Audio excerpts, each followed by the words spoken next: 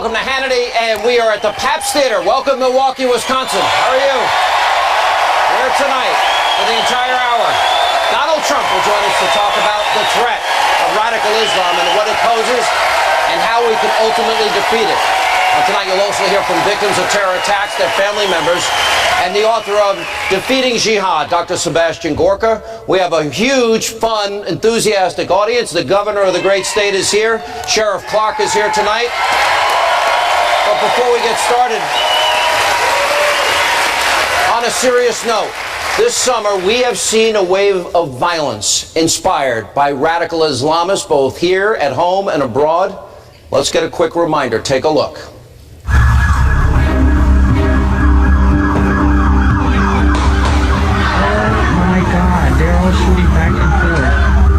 Tonight our community witnessed or experienced a very horrific crime. Many lives were lost. Now a terrorist outside Paris stabbing and killing 2 French police officers, and he streamed the murders live on Facebook. One of the 3 blew himself up outside. The other 2 blew themselves up inside after opening fire and engaging in a firefight with police. That all too familiar news of another terror attack striking at the very heart of Europe. Suddenly this truck accelerated and ploughed into the people lining the beach watching the fireworks. There is no front line on this war. This is the reality. The enemy has a plan. The enemy is dedicated. Afghan refugee injured 5 people in an axe attack in Veersburg. Another Syrian refugee killed a co-worker and injured 2 others in a knife attack in the town of Reutlingen. A Syrian suicide bomber who pledged his allegiance to ISIS, blowing himself up and injuring 15 people. They attacked and cut the throat of the priest. They then attacked one of the elderly parishioners. They then left the church, and it was as they were emerging from the church that they called Allah Akbar. And joining us now here in Milwaukee, 2016 Republican presidential nominee Donald Trump is with us.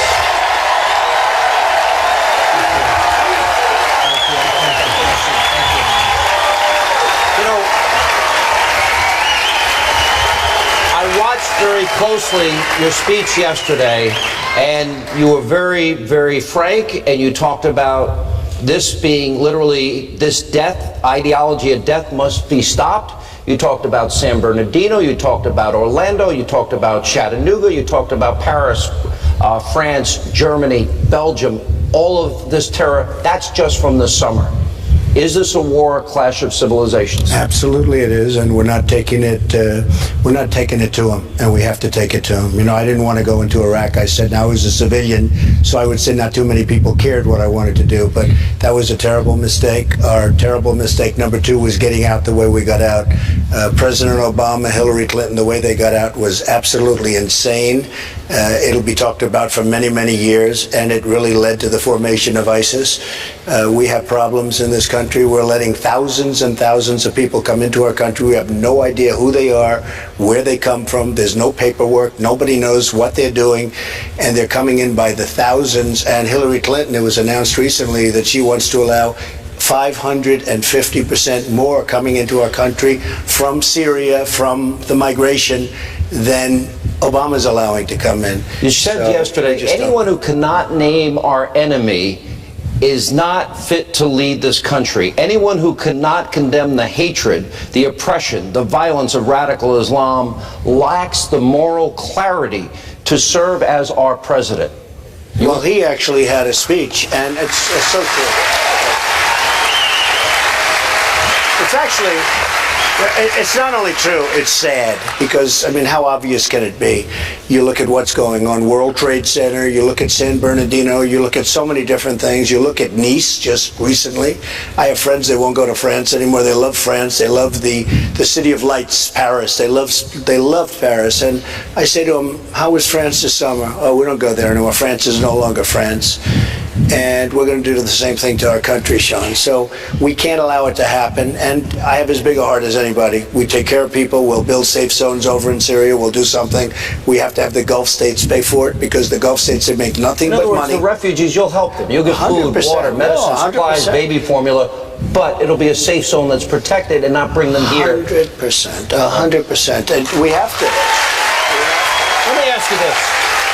I know it was deemed controversial when you said that the founder of ISIS is Obama and the co-founder is Hillary. But yesterday, you went into a lot of detail. You and I actually, I remember debating you because I did support Iraq, but I didn't support leaving early without finishing the job. We had so many Americans bleed and die and risk their lives for Mosul, Baghdad, Fallujah, Ramadi, and Tikrit. They won those cities. Right. And you talked about, even though you were opposed to it, you were opposed to leaving. Well, look, I said one thing right from the beginning. I wanted to get out. We should have never been there, and I wanted to get out, and I've been against it ever since. I mean, you can look back to 2004, 2003. In fact, on Neil Cavuto's show, before the war started, I said, let's not do it. We have other things we have to do, including fix our economy, which was a mess, okay, to put it mildly. But the way we got out was ridiculous. But I've been saying something ever since I've known you. Keep the oil. Have I said that? Yes. Keep the oil. Keep the oil. And I said, when we went in, you know, the old days, to the victor belong the spoils. I don't call it a victory. It's no victory. But certainly militarily, we wiped them out. But I said, keep the oil and take the money, and some of it give to the families of the soldiers who died, give it to the wounded warriors, give it to the people that have been hurt so badly in that war. And it would be, by the way, that would be such a small part of the money, and the rest we use to pay ourselves. Well, it becomes the lifeblood of how they fight terror now. Right. It's funding them. What I'm saying is keep the oil. Now, if they would have done that, there would be no ISIS. I said keep the oil. And I think most of the audience has heard me say it 200 times. I mean, every time practically somebody is. So I wanted to get out, but I wanted to keep the oil. So by nature, that means you're staying in because you're going to have to guard the oil, et cetera, et cetera. But that oil is very prized oil. Believe me, we have the same problem in Libya right now. We did the stupid attacks on Libya, and we got nothing out of it, and ISIS has taken over the oil, and it's some of the finest oil in the world. You said it's time for a new approach, but you're also against sending in ground troops. And this enemy is different from any other enemy. And you mentioned our history of defeating fascism and Nazism and communism and Imperial Japan, and you talked all about that. How do you defeat ISIS if you don't have ground troops? So when I was young and went to school, I had always heard we never lost this country. We never lost a war. You know, World War I, World War II, we just didn't lose wars. And since then, I mean, when you think of it, you look at Vietnam, you look at this mess that we're in right now, all of the money spent on this, I mean, so sad. Trillions of dollars. I used to say 2 trillion in Iraq, but that was years ago. I mean, I've been saying that for so long. Nobody even knows what it is. In the meantime, our country's going to hell. Our infrastructure is terrible. Our roads, our bridges, our tunnels, our schools, our hospitals. We're becoming like a third world country.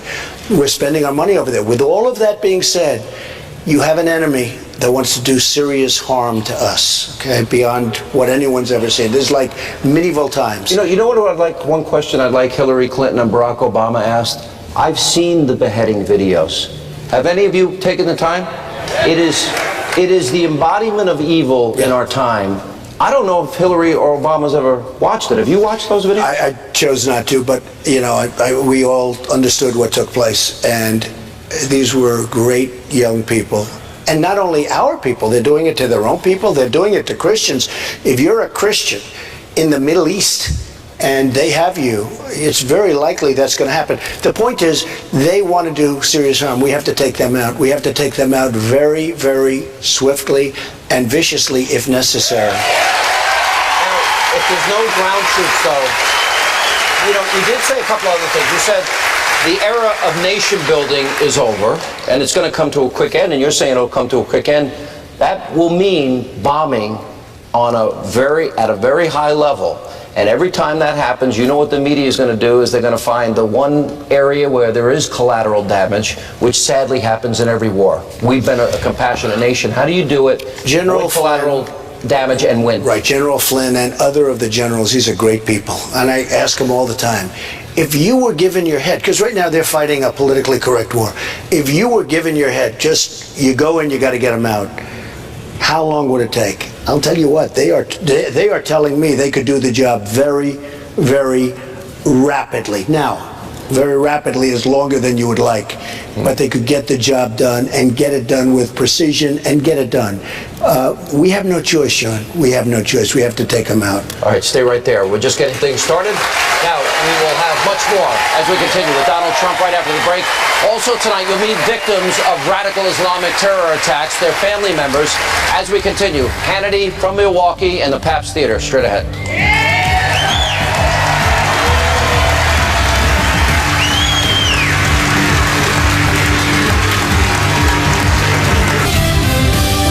When I looked back, I saw Jimmy. He was there. He was there on the floor.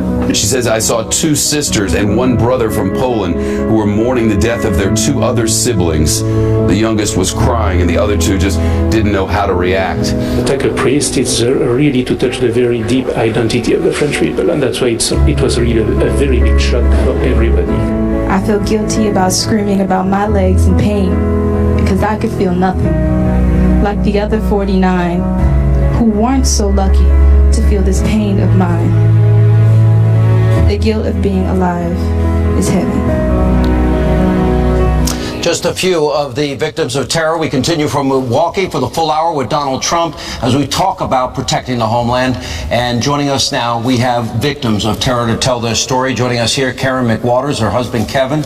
And Karen, you lost your leg in the Boston bombing. I did. Tell us your story.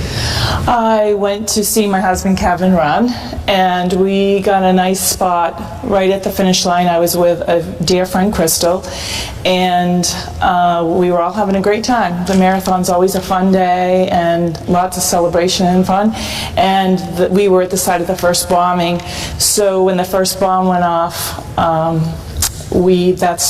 when I lost my leg, and actually I didn't lose it right away, but I hurt my leg, and Crystal died there, and then we were awake to hear the second bombing, and then after that it was just chaos. It was a close friend, yes. What do you think when you heard Mr. Trump's speech, you hear the president that can't say radical Islamic terror? It's really upsetting. I don't think it's helpful. I think if we don't speak honestly and clearly about what's happening, that we can't solve the issue. And I think that he is so concerned that Muslims are all going to be targeted, or I'm assuming he thinks that.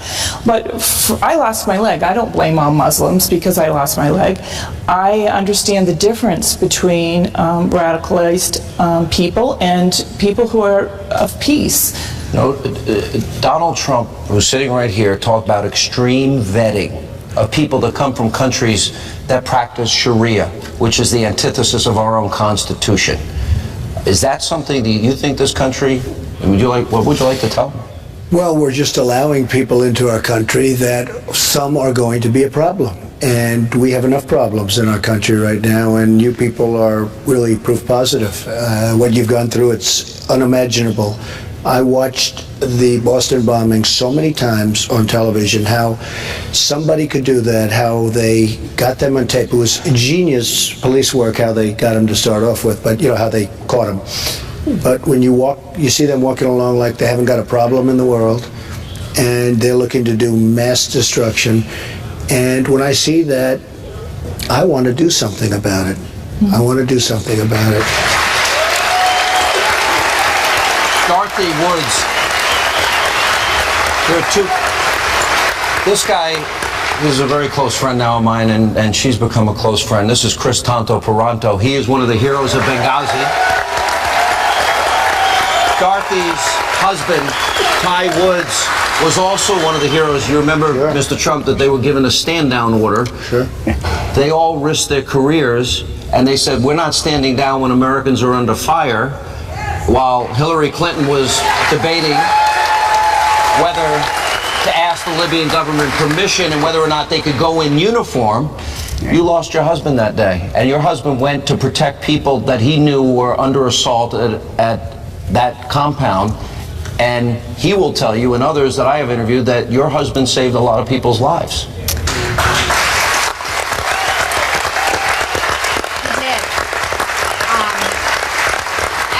really, I'm here this evening because of Benghazi, and as a victim, there was a lack under Hillary Clinton, the State Department. There was a lack of security planning and decision making up to and during that night.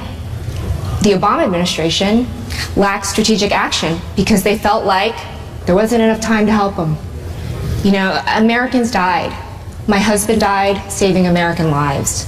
We're at war against Islamic, radical Islam, here and abroad. So, we have men and women out there in dangerous places serving our country, and they don't have confidence that we're going to see them, or that we're going to save them. I want to remind the audience, though, and Chris, you can talk to this, because your husband was a hero. Your husband defied orders, risked his entire career. You did the same thing. You were told to stand down, correct? Yeah, and Ty is a hero. He's not was a hero. He is a hero. That's right. But here's what we've now learned since there were 600 separate requests for security that were denied before, while Great Britain and the Red Cross left, because things were so bad. Remember them pulling out, yeah. And then during the attack, there were multiple requests. This was all being seen in live video. And then afterwards, you were in Germany, you told me that they said this was a spontaneous demonstration. First thing I saw, and I told people I would turn on the TV, and I saw Susan Rice and her on TV saying it was due to some video and some protest. And I'll be honest, I didn't get angry. I turned the TV off, and because of all the things that I've seen over those years of deploying under the Obama administration, I turned it off. I just said par for the course, and I went back to bed. Yep. So it was almost like I expected to see them start to cover it up, and then it just steamrolled from there. Unbelievable. What would you like to tell Mr. Trump about what needs to change? I believe in the vetting process. I do. Now, the terrorists, and I've been deploying for 10 years, the terrorists overseas utilize our strengths, which are compassion and empathy, against us. True. That's what they're doing right True. now. So I do agree that vetting is necessary. I also agree that and when you speak of the Muslim community, you're right, not all Muslims are bad, but the Muslim community in America, they are Americans because they're here. They need to start speaking out publicly and condemning. So let me bring in, I do believe that. Kimberly, how many times were you shot at Fort Hood, which, by the way, was workplace violence and not terrorism? How many times were you shot? 3 times. 3 times. And also we have Howard Ray, and you were a survivor of Fort Hood. Yes, sir. Yeah. Tell us your stories, Kimberly. As you may remember, November 5th, 2009, there was, I got the call as shots fired, multiple injuries, and arriving on scene, engaged the shooter, shot him twice. He still shot me 3 times.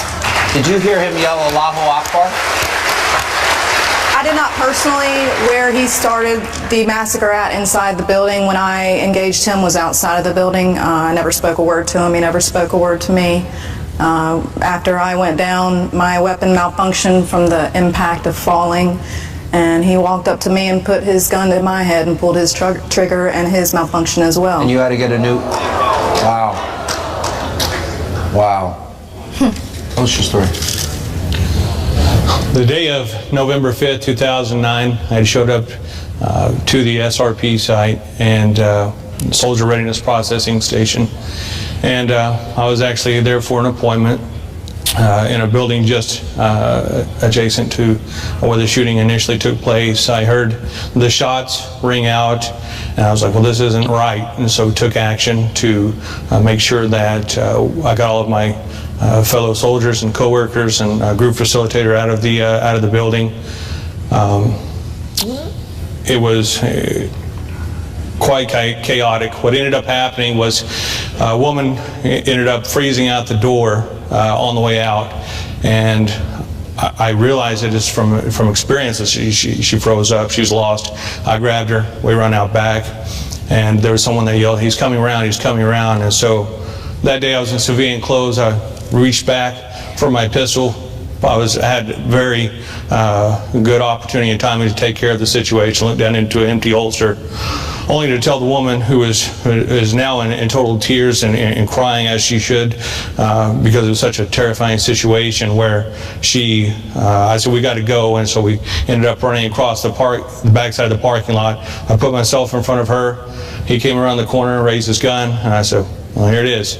And ultimately, I ended up unscathed, but subsequently got her to safety. I was given an award for saving the lives of my colleagues that day. These are the victims of real-life terror that is hurting our homeland. San Bernardino, Orlando, Chattanooga, abroad, France, Germany, Belgium, all of Europe. The impact immigration has on this, vetting refugees. Is it possible? We want to thank our guests for being here. Thank you so much for telling and sharing your stories. When we come back, we'll talk to Mr. Trump about how to keep the homeland safe. Straight ahead.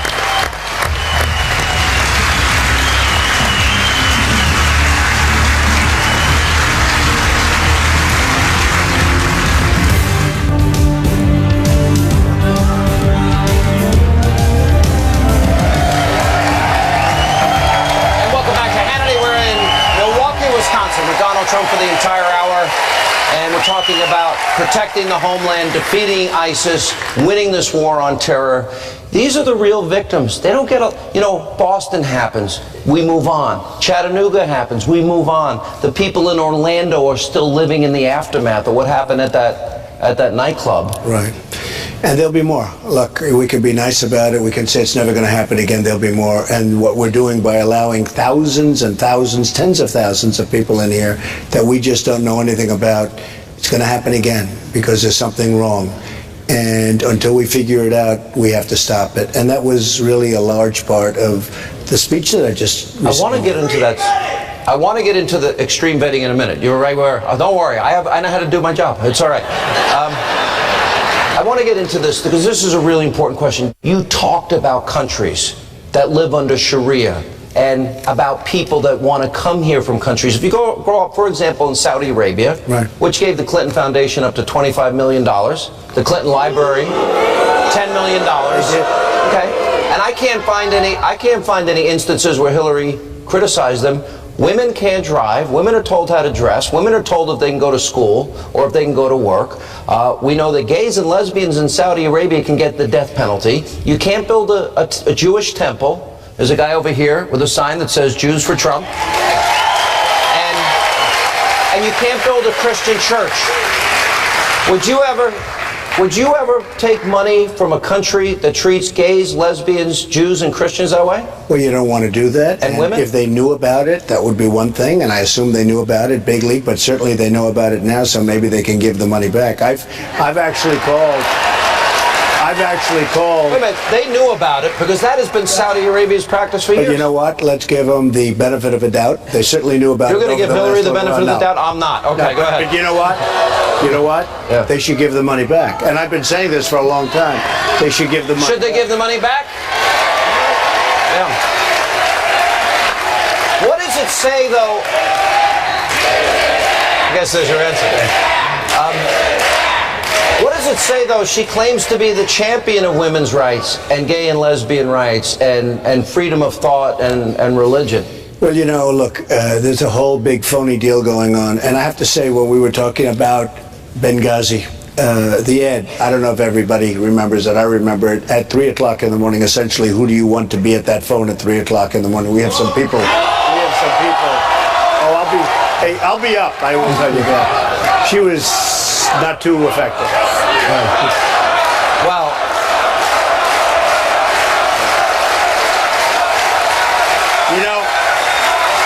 you know the amazing thing, because that was a big ad and everybody made a big deal, and she said she'd be there at 3 o'clock. She wasn't there, but this was 4 in the afternoon. But she had a certain friend that was contacting her routinely all day and all week and all the time, routinely, and you had 600 messages trying to get through, different forms of message, and not one of those messages got through. What is extreme vetting, and what does that mean? And how do you, for example, if somebody grows up in a country where the Clintons take all their money from, if they grow up there, And they think that men can tell women how to dress, and they can't drive, and they can't go to school, and you can't build a church or a temple. And you grow up there, and then you want to come to America. How do you possibly vet what's in their heart? Right. Well, let me just tell you, you get very smart people, and there are those people, and they're very good at understanding what's going on. But beyond that, you use social media, because a lot of these people, I mean, they're better at social media than we are. ISIS, if you look at what ISIS is doing with social, they're recruiting over the internet. And I also said we have to end that. We have to knock it out. We have to, you know, some people would say, oh, that's a terrible thing. We have to end that. But John, when you look at what's going on with the internet and how ISIS is using the internet and what they're doing to us, and then you have people in our country that say, oh, you can't do that. That's doing something so bad to us. Here we are, people, they want to blow us up. We have to be very careful. We have to take them out very swiftly, because weapons are getting stronger and stronger, meaner and meaner, and believe me, they want to come over here. Now, again, I was one that didn't want to go over there. But now you have no chance. Really, you have no choice. Now, one thing, when Obama announced when he's going out, and all they did is they sat back. I couldn't believe it. When I was watching this conference, and he was talking about getting out, and when they were getting out, I'm saying, I can't believe that he would say it. And even Hillary Clinton, when she talks about the different things she wants to, why can't we just be quiet and do the job? Why can't we be quiet? And you said you don't want to telegraph what... I don't want to telegraph. No, I don't want to. But when you talk about extreme vetting, and you did talk about in the Cold War, we did have ideological test screening, and this goes into your thinking.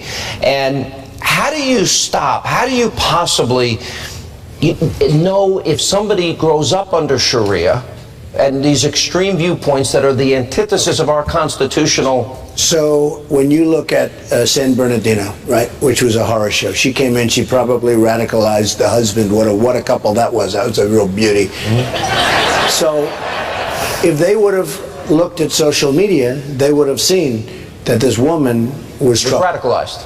We didn't look at social media. They just came in. They actually killed people that gave them a baby shower, a baby party. They had a child. The 14 people that were killed, they were at the party honoring the birth of their baby, and then they went in and they shot them all, killed them all. Look, there's something going on. It's a sick deal. It's beyond just normal. Let me follow up on Sean, this is a sick deal. Sick ideology. This is an advancement of a caliphate that wants worldwide either convert or die. Here's my question then.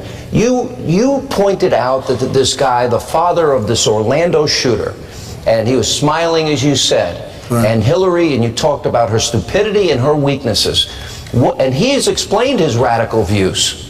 What do we do when we find somebody that has extreme views? Do we throw them the hell out? I'd throw him out.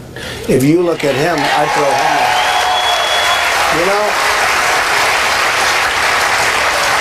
I looked at him, and you look, he's smiling. Yeah. He had the red cap on. I thought it was one of my caps. I said, no, make America great again. I don't think so. But he has the red cap. He's got a big smile on his face during the whole thing.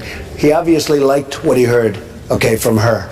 Look, we have to be so tough and so smart and so vigilant. And frankly, the Muslims have to help us because they see what's going on in their community. We don't see it. They have to help us. And if they're not going to help us, they're to blame also.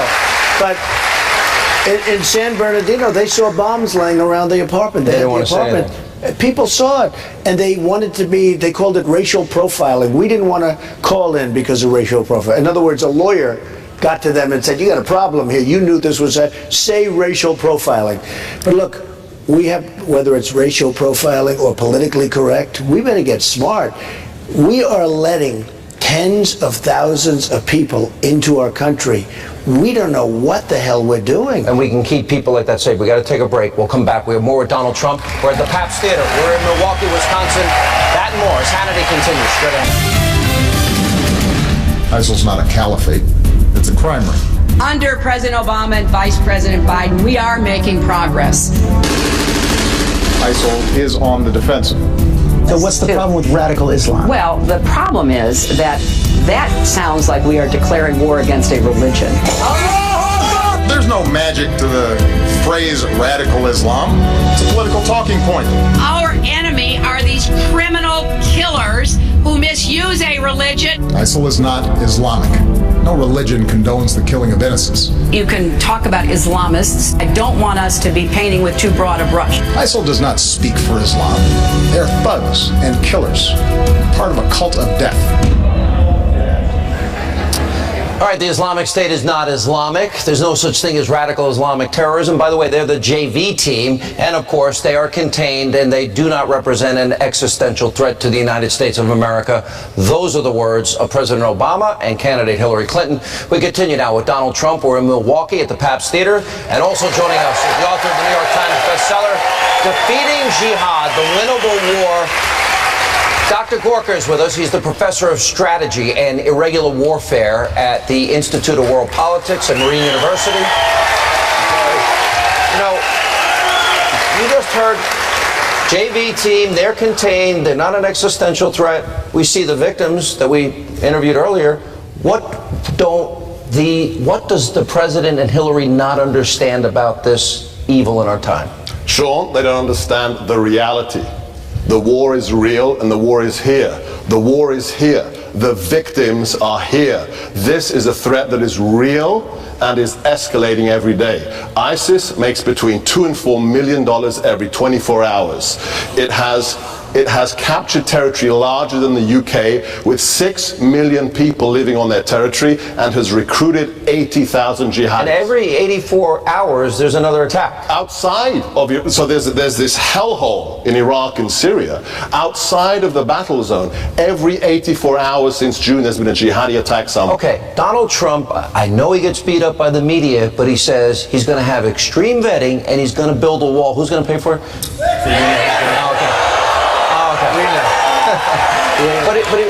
By the way, that's a little bit of a different subject, but it's... But no, it's actually related, though, isn't it? It's related. A little different, but it's related. You know, will those policies that he's advocating versus what we hear from them, will it keep... Let me backtrack. There's 1,000 FBI investigations ongoing now about ISIS in America in all 50 states, including Wisconsin. Will the policies Mr. Trump is advocating keep everybody here and across the country safer, in your professional opinion? Absolutely. Let's take politics. Let's take politics out of the equation. We have killed or arrested 108 people linked to ISIS in the last 2 years in America. Linked to ISIS, not Al-Qaeda and ISIS, just ISIS. If you don't have borders, you don't have security. Is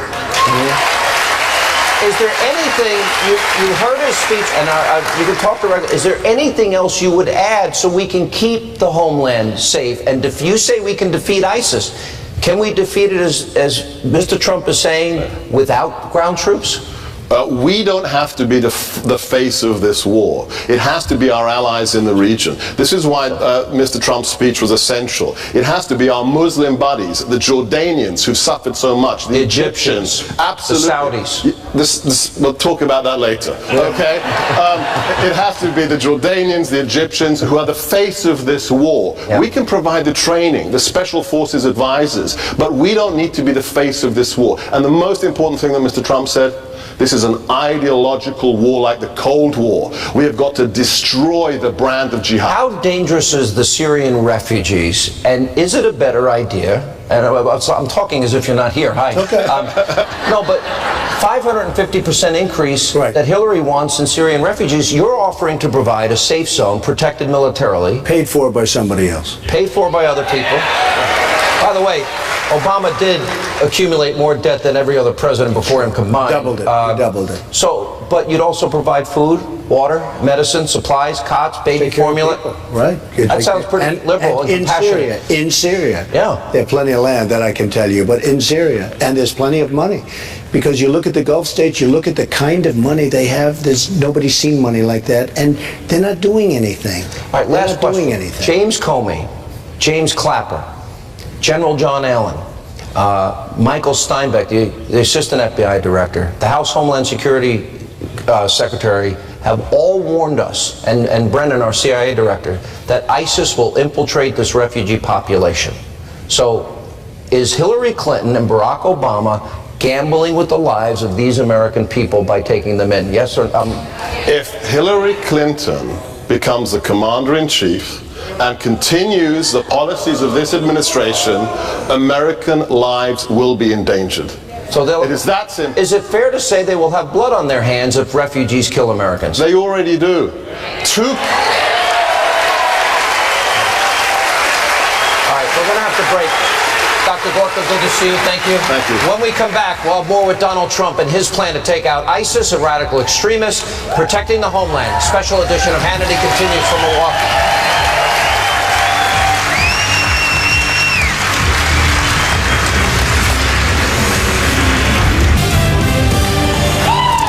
Welcome back to Hannity as we continue with Donald Trump. And we are from Milwaukee, Wisconsin.